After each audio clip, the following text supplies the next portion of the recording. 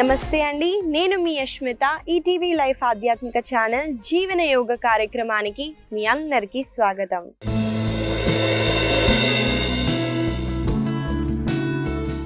ఎలా ఉన్నారండి మీరంతా?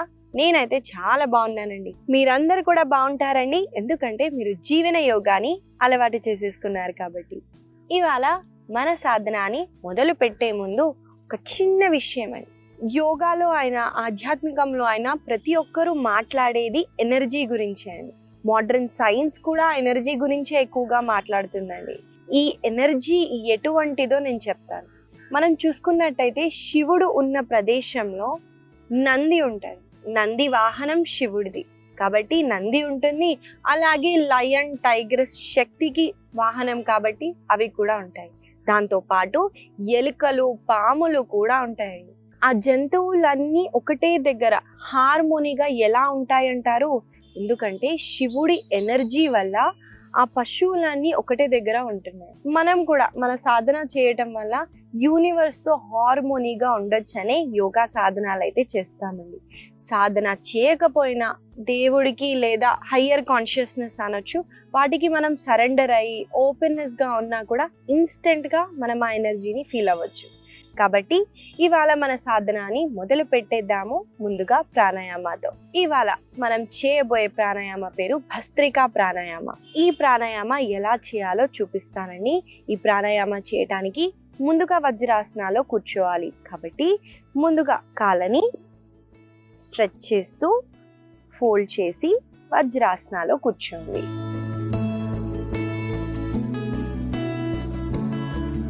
వజ్రాసనాలో రెండు మోకాళ్ళు ఒకటే దగ్గరగా ఉండేటట్టు చూసుకోండి. చాలా మంది ఇలా కూర్చుంటారండి, ఇది కరెక్ట్ పోస్చర్ కాదు. మోకాళ్ళని దగ్గరగా ఉంచండి. ఇక్కడ వెన్నుముక్కని మీరు స్ట్రైట్గా ఉంచకపోయినా వజ్రాసనాలు కూర్చోవటం వల్ల వెన్నుముక్క అన్నది స్ట్రైట్ అయిపోతుందండి. తర్వాత రెండు చేతులతో ఫిస్ట్ని చేయండి. చేసి ఇలా షోల్డర్స్ ముందు పెట్టండి. పెట్టిన తర్వాత శ్వాసని తీసుకుంటూ రెండు చేతుల్ని పైకెత్తి పామ్ని ఓపెన్ చేయండి. ఇప్పుడు శ్వాసని వదిలేటప్పుడు మళ్ళీ ఫిస్ట్ చేస్తూ సేమ్ పొజిషన్కి వస్తాం. శ్వాసని తీసుకుంటూ పైకి, శ్వాసని వదులుతూ డౌన్.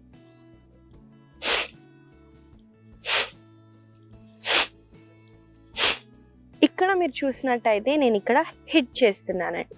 సేమ్ ఇలాగే మనం ప్రాణాయామాన్ని చేస్తాము. ఇక్కడ శ్వాసని తీసుకోవటం, వదలటం రెండు కూడా ఫోర్సిబుల్గా ఉండేటట్టు చూడండి. ఈ భస్త్రికా ప్రాణాయామ వల్ల లెథార్జీ, లేజీగా బద్ధకంగా ఉన్న వాళ్ళకి ఇన్స్టెంట్గా ఎనర్జీ వస్తుందండి. అలాగే ఇక్కడ మనకి మ్యూకస్ ఉన్నా కూడా మనము ఈజీగా ఆ మ్యూకస్ని ఎలిమినేట్ చేయడానికి ఈ ప్రాణాయామ చాలా బెనిఫిషియల్గా ఉంటుంది. కాబట్టి మనం ఈ ప్రాణాయామాన్ని కొన్నిసార్లు మధ్యలో గ్యాప్ తీసుకుంటూ ప్రాణాయామాన్ని చేద్దాము. నాతో పాటు మీరు చేయండి.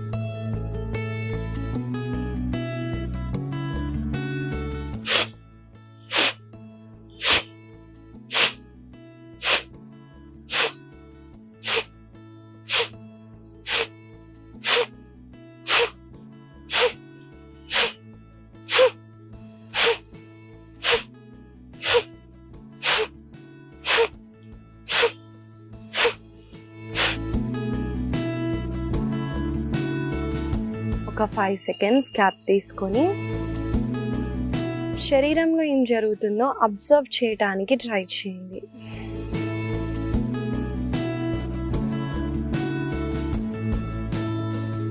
సెకండ్ రౌండ్ మొదలు పెడదామండి.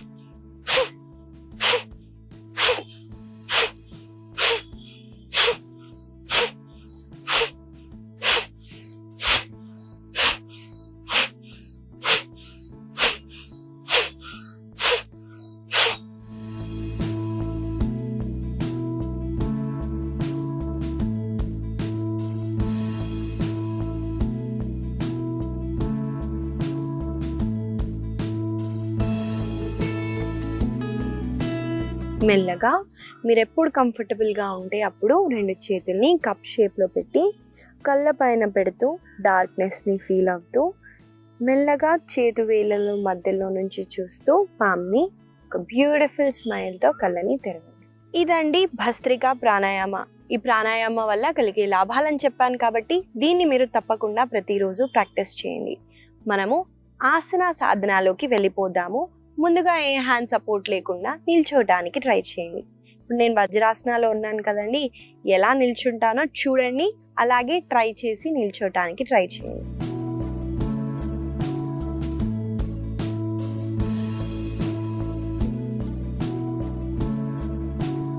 ఇవాళ మనం మొదటిగా చేయబోయే ఆసన పేరు ఉత్కట కోణాసన.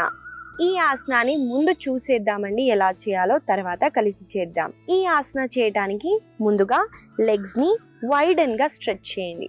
చూడండి, కొంచెంగా అంటే ఇంతే డిస్టెన్స్ ఉంటుంది, వైడన్ అంటే ఇంకొంచెం ఎక్కువగా డిస్టెన్స్ని తీసుకోవాలి. ఇలా కాకపోయినా జంప్ చేసి కూడా మీరు డిస్టెన్స్ని చెక్ చేసుకోవచ్చు. ఇప్పుడు కాలవేలని సైడ్కి పాయింట్ చేసేలాగా ఉంచండి.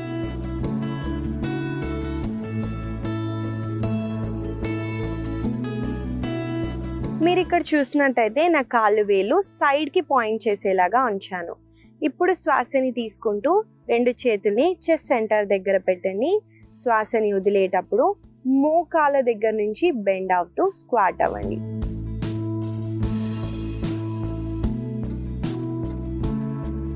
మీకు కుదిరితే కాళ్ళ వేళ్ళపైకి వచ్చేయండి. బ్యాలెన్స్ చేయటం చాలా ముఖ్యమండి. కుదిరితేనే చేయండి, లేదా ఈ పోస్చర్లో ఉండొచ్చు.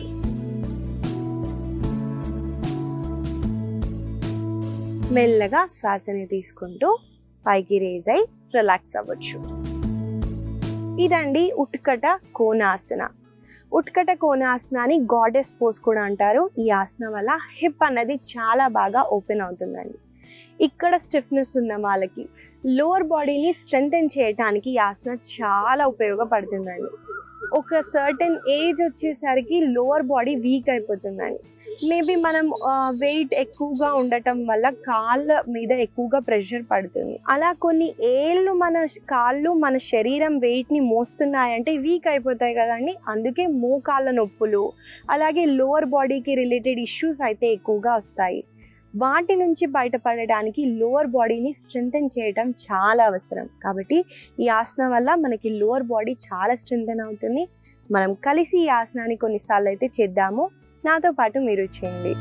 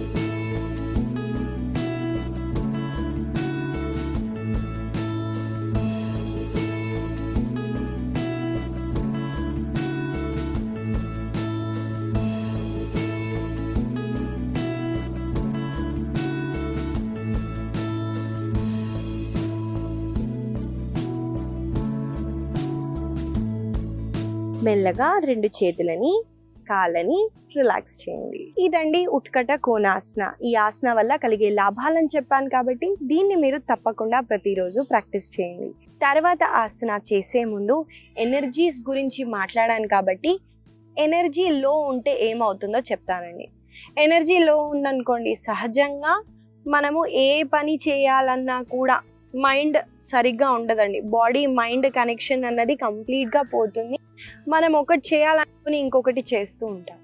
ఎనర్జీ హై ఉంటే మన బాడీ, మైండ్, సోల్ ఈ 3 కనెక్ట్ అయ్యి మనం చేసే పనిని ఎక్కువగా దృష్టితో చేయొచ్చు. అలాగే చూసుకుంటే ఆధ్యాత్మికంగా చూసుకుంటే ఎనర్జీ లో ఉందనుకోండి, ఏవైనా ఎక్స్టర్నల్ ఫ్యాక్టర్స్ ఏమన్నా ఉన్నా కూడా మన మీదే, మన ప్రయోగాలు అయినా కూడా తొందరగా ఎఫెక్ట్ అవుతుంది. అలాగే మనము యోగా సాధన చేయటం వల్ల అండి ఏది తీసుకొని వెళ్ళామండి, నెక్స్ట్ జన్మలో ఈ ఇల్లు తీసుకొని వెళ్ళలేము, ఈ మనుషులని కూడా తీసుకొని వెళ్ళలేమండి. కాకపోతే సాధనని మాత్రం తీసుకెళ్తాము. ఏదైతే సాధన చేస్తామో అది మన నెక్స్ట్ జన్మలకి చాలా బెనిఫిషియల్గా ఉంటుంది. కాబట్టి ప్రతిరోజు కొంచెం సేపు మీకోసం కేటాయించి సాధనని చేయండి. మనం తర్వాత చేయబోయే ఆసన పేరు వక్రాసన. ఈ ఆసన ఎలా చేయాలో చూపిస్తానండి. ముందుగా చూసేద్దాం ఆసన ఎలా చేయాలో. ఈ ఆసన చేయటానికి నేను ఒక వైపున తిరుగుతున్నాను. ముందుగా దండాసనాలో కూర్చోవాలండి. తర్వాత కుడి కాళ్ళని ఫోల్డ్ చేయండి. చూడండి, నా కుడి మోకాలు పైకి పాయింట్ చేసేలాగా పెట్టాను. అలాగే కుడి చేతిని మీరు వెనకాల ప్లేస్ చేయండి.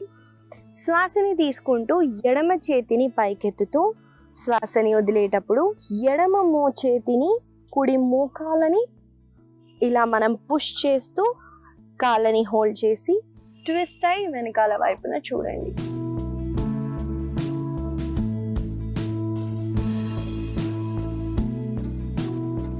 మెల్లగా శ్వాసని తీసుకుంటూ మళ్ళీ చేతిని పైకెత్తి శ్వాసని వదిలేటప్పుడు మెల్లగా కాళ్ళని రిలాక్స్ చేయండి. ఇదండి వక్రాసన.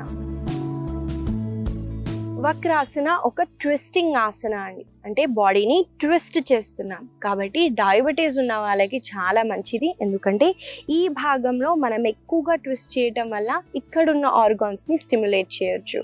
అలాగే ఎక్కువగా అబ్డామినల్ ఫ్యాట్ ఉన్న వాళ్ళకి కూడా చాలా బెనిఫిషియల్ అండి. కాబట్టి మీరు తప్పకుండా చేయండి. స్పైనల్ రిలేటెడ్ ఏదైనా ఇష్యూస్ ఉంటే మీరు కొన్ని రోజులు అవాయిడ్ చేయండి. పెయిన్ని తగ్గించి దాని తర్వాత ఆసనాన్ని సులువుగా చేయొచ్చు. మనం కలిసి ఈ ఆసనాన్ని 2 వైపున చేద్దాము. నాతో పాటు మీరు చేయండి.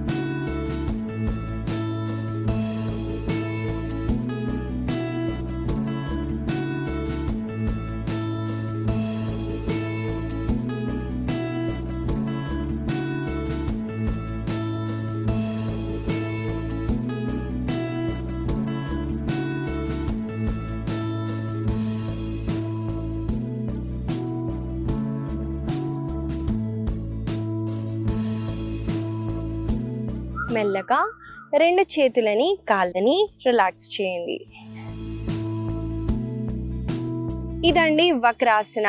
ఈ ఆసన వల్ల కలిగే లాభాలని చెప్పాను కాబట్టి దీన్ని మీరు తప్పకుండా ప్రతిరోజు ప్రాక్టీస్ చేయండి. మనము తర్వాత చేయబోయే ఆసన పేరు బ్రాహ్మణాసన. టేబుల్ పోస్చర్ లో ఒక మూమెంట్ ని చేసి మనము ఏ పార్ట్స్ ని స్ట్రెంథెన్ చేయొచ్చో చూపిస్తానండి.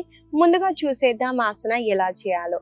ఈ ఆసన చేయడానికి టేబుల్ పోస్చర్ లోకి రావాలి. కాబట్టి నేను ఆ పొజిషన్కి వచ్చేస్తున్నాను. ముందుగా కాళ్ళని ఫోల్డ్ చేస్తూ వజ్రాసనాల్లోకి కూర్చోండి. కూర్చున్న తర్వాత 2 చేతుల్ని డౌన్ చేస్తూ టేబుల్ పోస్చర్లో ఉండాలి. ఈ అలైన్మెంట్ ఎలా చెక్ చేసుకోవాలి అని నన్ను అడిగితే ముందుగా చేతుల్ని ప్లేస్ చేయండి. తర్వాత 1 పామ్ డిస్టెన్స్ని తీసుకోండి. కాళ్ళని కొంచెంగా సెపరేట్గా ఉంచండి. ఇప్పుడు మీరు ఇక్కడ శ్వాసని తీసుకొని డీప్గా శ్వాసని వదలండి. ఇప్పుడు ఎడమ మోకాళ్ళని మధ్యలోకి తీసుకొచ్చి కుడి కాళ్ళని మీరు ఫోల్డ్ చేయండి. మోకాళ్ళ నుంచి ఫోల్డ్ చేసి పైకి లిఫ్ట్ చేస్తారు. ఇక్కడ మీరు శ్వాసని తీసుకోవాలి, శ్వాసని వదిలేటప్పుడు డౌన్. శ్వాసని తీసుకుంటూ కాళ్ళు పైకి, మెల్లగా డౌన్. ఇక్కడ కామన్గా చేసే మిస్టేక్ ఏముంటుందండి, మోచేతుల్ని బెండ్ చేస్తారు. మీరు ఇలా చేశారనుకోండి ఏ బెనిఫిట్స్ ఉండవు.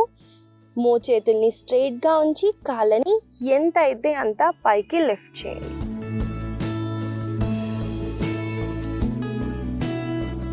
మనము ఈ పోస్చర్ చేయటం వల్ల ముఖ్యంగా హిప్ రీజియన్లో వర్క్ చేస్తున్నామండి. అలాగే గ్లూట్స్ని టోన్ చేయడానికి చాలా ఉపయోగపడుతుంది.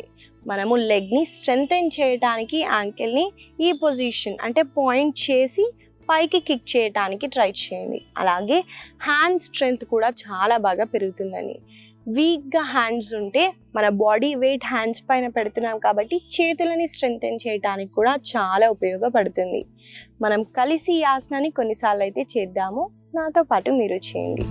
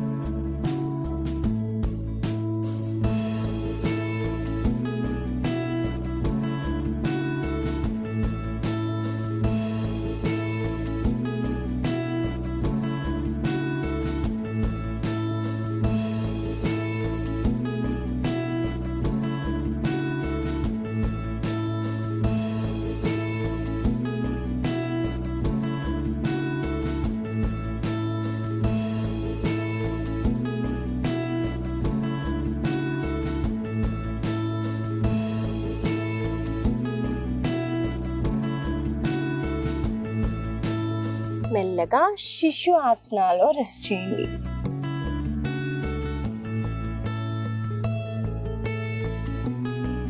మెల్లమెల్లగా శ్వాసని తీసుకుంటూ వజ్రాసనాలో కూర్చొని మెల్లగా సుఖాసనాలో కూర్చోవచ్చు.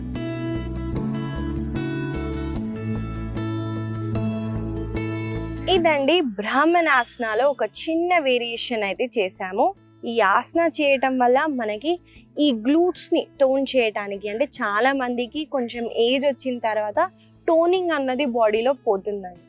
అంటే మజిల్ లాస్ ఒకవైపు అయితే సాగి స్కిన్ అయిపోవటం ఏజింగ్కి దారి తీస్తుంది. అలాంటి వాళ్ళకి ఈ మజిల్స్ని టోన్ చేయటం వల్ల బాడీ ఒక మంచి షేప్లో కనిపిస్తుంది. కాబట్టి తప్పకుండా ఈ ఆసనాలో ఈ వేరియేషన్తో పాటు కొన్నిసార్లు ట్రై చేయండి. తర్వాత చెప్పే ఆసన పేరు ఉత్థాన పాదాసన. ఈ లెగ్ రేజెస్ ఆసనాలో మనం చేస్తామండి. కాళ్ళని లిఫ్ట్ చేసి డౌన్ చేస్తాము. దాని వల్ల వెయిట్ లాస్కి చాలా బెనిఫిషియల్ అండి. ముందుగా చూసేద్దాం ఆసన ఎలా చేయాలో. ఈ ఆసన చేయడానికి ముందుగా వీపు వైపున పడుకోవాలండి. కాబట్టి నేను ఆ పొజిషన్కి వచ్చేస్తున్నాను. మీరు ఫాలో అవ్వగలిగితే నాతో పాటు కలిసి చేయండి. ముందుగా శవాసనాలో ఇలా రెస్ట్ చేస్తామండి. తర్వాత మోచేతుల పైకి వచ్చేయండి. మోచేతుల పైకంటే మోచేతుల్ని కింద డ్రాప్ చేసి పై భాగాన్ని పైకెత్తడం. తర్వాత శ్వాసని తీసుకుంటూ 2 కాళ్ళని పైకి ఎత్తండి. శ్వాసని వదులుతూ డౌన్. మళ్ళీ శ్వాసని తీసుకుంటూ పైకి, తర్వాత డౌన్. చూసారు కదండి ఆసన ఎలా చేయాలో చూపించాను. కొంచెం బాడీ అన్నది షివర్ అవుతుంది, పర్లేదు, స్ట్రెంథన్ అవుతుంది. నాతో పాటు కలిసి మీరు కూడా చేయండి.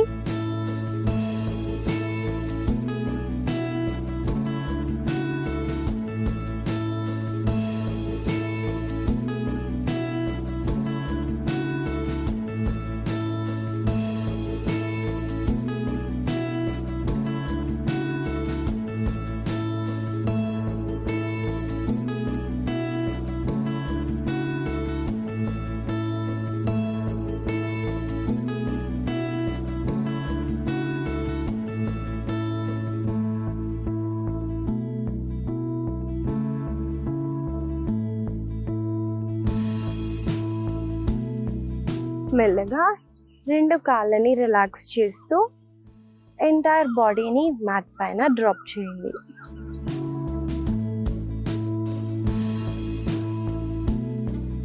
శవాసనాలో కొన్ని క్షణాలు రెస్ట్ చేస్తూ శరీరంలో ఏం జరుగుతుందో అబ్జర్వ్ చేయడానికి ట్రై చేయండి.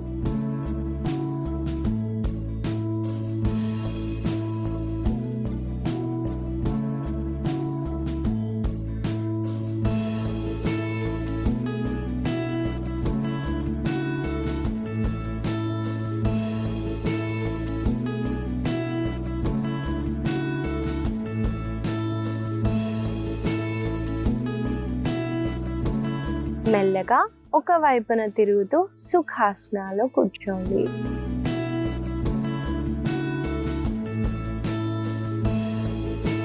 ఇదండి ఉత్థాన పాదాసనాలో ఒక చిన్న వేరియేషన్ చేశాము కోర్ స్ట్రెంగ్త్ పెంచడానికి. కోర్ స్ట్రాంగ్ ఉంటే మైండ్ స్ట్రాంగ్ ఉంటుందండి. అలాగే వెయిట్ లాస్కి నేను చెప్పినట్టు మీరు ట్రై చేస్తే డైలీ ఒక 100 లెగ్ లిఫ్ట్స్ని చేయండి. దానివల్ల మీరు ఇన్స్టెంట్గా మీ బాడీలో చేంజెస్ అయితే చూస్తారో, కాబట్టి తప్పకుండా ప్రాక్టీస్ చేయండి. ఇవండి ఇవాళ మన ఆసనాలు. మనం కొన్ని స్ట్రెంథెనింగ్ ఆసనాలని అలాగే కొన్ని ట్విస్టింగ్ ఆసనాలను అయితే చేసాము. వీటిని గుర్తుపెట్టుకుంటూ రోజు పొద్దున సాయంత్రం వేళలో తప్పకుండా ప్రాక్టీస్ చేయండి. ఇవాళ నేను మీకు ఇచ్చే చిన్న సలహా కూడా మన ఎనర్జీని ఎన్హాన్స్ చేయటానికే చెప్తానండి. మీకు ఎప్పుడన్నా ఎనర్జీ లో ఉంది అని అనిపించింది అనుకోండి, బాడీ ట్యాపింగ్ చేయండి. కంప్లీట్గా శరీరాన్ని ట్యాప్ చేయండి. మనము యోగా సాధనాలు బాడీ మూమెంట్ కూడా ఎందుకు చేస్తున్నామండి? ఎనర్జీని హై చేయడానికి. మీకు అది కుదరకపోయినా బాడీ ట్యాపింగ్ ఒక ఏజ్ వచ్చిన వాళ్ళు కూడా కూర్చొని చేయొచ్చండి. దానివల్ల ఎనర్జీ, ప్రాణశక్తి అన్నది ఎక్కువగా పెరుగుతుంది. ఈ చిన్న సలహా మీకు ఉపయోగపడుతుందని ఆశిస్తూ మళ్ళీ కలుద్దాం.